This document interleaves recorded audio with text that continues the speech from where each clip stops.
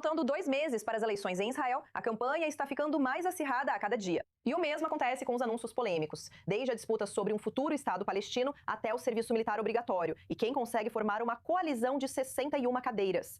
Nossa correspondente Joe Brown traz mais informações sobre as últimas manobras políticas. Esta semana marca 2 meses até as eleições parlamentares israelenses. Alianças estão sendo formadas e desfeitas. Novos partidos estão exibindo o apoio que recebem, e todo político está atacando para conquistar sua fatia entre os eleitores indecisos. A maioria das pesquisas mais recentes mostra o bloco de oposição perto de uma maioria de 61 cadeiras, mas ficando algumas cadeiras aquém. Está se tornando provável que, assim como fizeram em 2021, eles possam precisar de ajuda do partido árabe Ra'am. Mas isso pode ser complicado. O líder do Ra'am, Mansour Abbas, disse ao seu partido que um Estado palestino estava se tornando uma realidade. Gadi Eisenkot, cujo partido Yashar está atualmente à frente nas pesquisas, rebateu Abbas, respondendo online que um Estado palestino não existe e não existirá sob uma coalizão que ele lidera. O apoio a um Estado palestino está em um nível historicamente baixo entre os israelenses, com uma queda dramática após o massacre de 7 de outubro, em que uma pesquisa do Pew Research indicou que 32% dos israelenses acreditavam que um Estado palestino poderia coexistir ao lado de um Estado israelense. Em 2025, esse número havia caído pela metade. Mesmo na última eleição em 2022, o líder centrista do Yesh Atid, Yair Lapid, estava defendendo uma solução de 2 estados. Agora, Yair Golan dos Democratas é o único líder entre os grandes partidos sionistas que está defendendo uma solução de 2 estados. Em outro lugar, o primeiro anúncio eleitoral do partido ultra-ortodoxo Shas também chamou a atenção de Yashar. Você aprendeu muito esta semana, para você e para todos os soldados. O anúncio mostra uma família judaica ortodoxa se preparando para o jantar de sexta-feira à noite, esperando que um dos filhos volte do exército para o Shabat. Termina com uma afirmação contestada de que 30 mil soldados, na última eleição, votaram no Shas. Yashar ordenou que o vídeo fosse retirado do ar até às 11 da manhã, porque alegaram que isso violava as regras eleitorais, ao usar soldados das FDI e criar a ideia de que o exército, que é apolítico, apoia o Shas. O presidente do Comitê Central de Eleições, Noam Solberg, concordou com Yashar e ordenou que o Shas removesse o vídeo. Eles também destacaram a hipocrisia do Shas, que vota consistentemente contra o alistamento de judeus ultra-ortodoxos enquanto o exército sofre com a falta de pessoal. No entanto, a aparente normalização do exército em uma família ultra-ortodoxa pode sugerir uma nova visão mais flexível do Shas em relação aos recrutas Haredi. E um dos judeus ortodoxos mais famosos internacionalmente de Israel está entrando na arena política. No dia 7 de outubro, vi que todo o país havia sido abandonado e traído. E é por isso? Com você, eu espero que teremos um novo governo dedicado à preservação da terra e do povo de Israel. Jonathan Pollard, que passou 30 anos em uma prisão dos Estados Unidos por espionar em favor de Israel, declarou seu apoio ao novo partido Israel Primeiro, liderado pela ex-vice-ministra das Relações Exteriores e ex-deputada do Likud, Sharon Haskel. Ele já recebeu ofertas para integrar a lista de partidos de extrema-direita em eleições anteriores, mas recusou.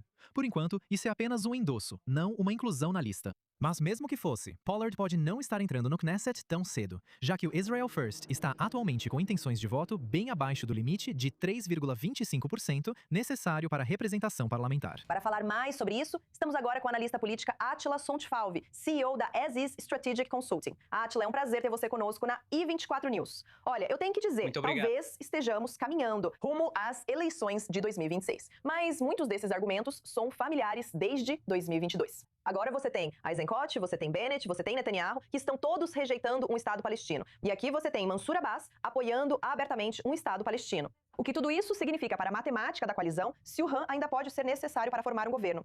Bem, ainda temos os mesmos problemas aqui em Israel. E nada foi realmente resolvido.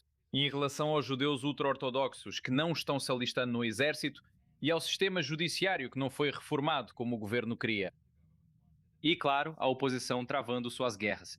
Então, nada mudou. Nem mesmo os slogans mudaram. Netanyahu está usando o mesmo slogan, tentando, você sabe, juntar Eisenkot com o Partido Árabe e mostrar que ele não tem uma coalizão sem eles, o que, aliás, por enquanto parece ser verdade porque os números não fecham. Mas bem, a política israelense é um cenário que precisa ser analisado com muito cuidado, porque nós vemos os números e vemos as pesquisas e já começamos a formar governos e coalizões antes mesmo das eleições acontecerem. O problema é que aqui existem correntes subterrâneas, sabe, que a gente realmente não consegue, e eu sinto isso. As pesquisas que analisamos quase diariamente não refletem nem representam os movimentos reais que você vê na sociedade israelense. E a sociedade israelense está mudando muito rápido. Quer dizer, o ciclo de notícias é muito rápido, tudo está mudando muito rápido. Então não podemos ter certeza de quem vai formar o governo, e não podemos ter certeza de qual é o maior partido, e não podemos ter certeza de qual será a próxima coalizão. Por enquanto, parece que ambos os lados, os grupos judaicos, estou dizendo sem os árabes, estão empatados, certo? Ninguém realmente lidera essa disputa. Então, vai ser muito mais complexo formar um governo do que parece agora. Sim, com certeza, muita coisa ainda pode acontecer em 2 meses. Dylan, eu quero falar com você sobre esse anúncio do Shas também. Eles estão veiculando o anúncio que destaca o apoio aos soldados e recrutas, apesar de repetidamente se oporem a essa legislação mais ampla de recrutamento dos Haredim. Mas eu fico curiosa se uma mensagem dessas pode realmente convencer eleitores indecisos, ou se os eleitores conseguem perceber a contradição aqui. Quero dizer, qual é o objetivo de tornar isso público? O objetivo é ter visibilidade, não ter publicidade, certo? Isso é ruim. É o que os especialistas em relações públicas dizem. Não existe má publicidade. Você precisa ser levado em consideração. As pessoas precisam falar de você. É muito cínico. É um anúncio muito cínico, mas também é um anúncio que gera muito tráfego na internet. Então é exatamente isso que Shas queria dizer. Eles precisavam de um assunto maior. Como você deve se lembrar, nas últimas semanas, tudo que ouvimos sobre Shas foi a briga dentro da liderança. Entre Aryeh Deri, o líder político, e Itzhak Yosef, que é o rabino-chefe e o líder espiritual do partido, e esses caras, esses dois senhores, estavam em conflito nas últimas semanas. Acho que Deri e seus estrategistas queriam desviar a atenção da briga interna. Isso está derrubando o Shas, porque o Shas está com cerca de 7 cadeiras nas pesquisas, na maioria das pesquisas, quero dizer.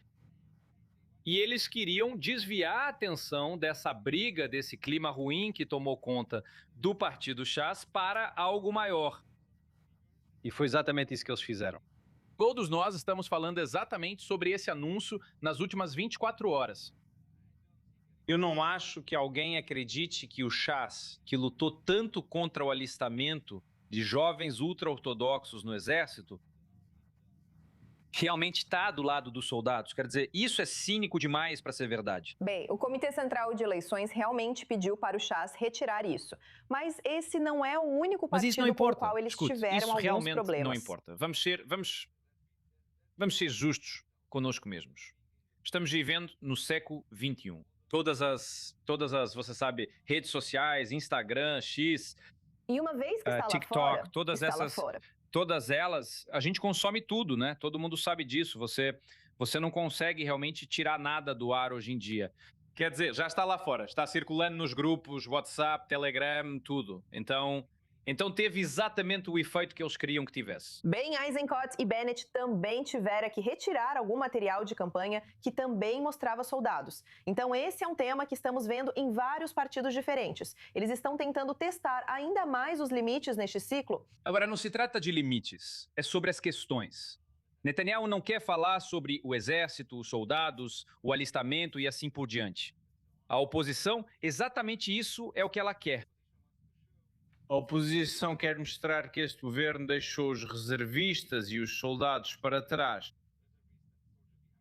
Então é muito importante para a oposição mostrar que Netanyahu e seus parceiros ultra-religiosos não se importaram com os soldados que estavam lutando nos últimos 3 anos. E isso é uma disputa sobre as questões, certo? E todo mundo quer marcar uma posição. Netanyahu está tentando mostrar que nos últimos 3 anos ele vem vencendo em várias frentes, como por exemplo, Irã, Líbano e Gaza. Apesar do fato de que, mesmo nesses dias, podemos ver diferentes tipos de objetos voando de Gaza só nas últimas horas. Isso, na verdade, nos leva ao nosso próximo tópico. Então, Átila Sontag, quero te agradecer muito por estar conosco e por nos dar uma perspectiva de dentro da esfera política israelense. Obrigada. Muito obrigado, boa noite.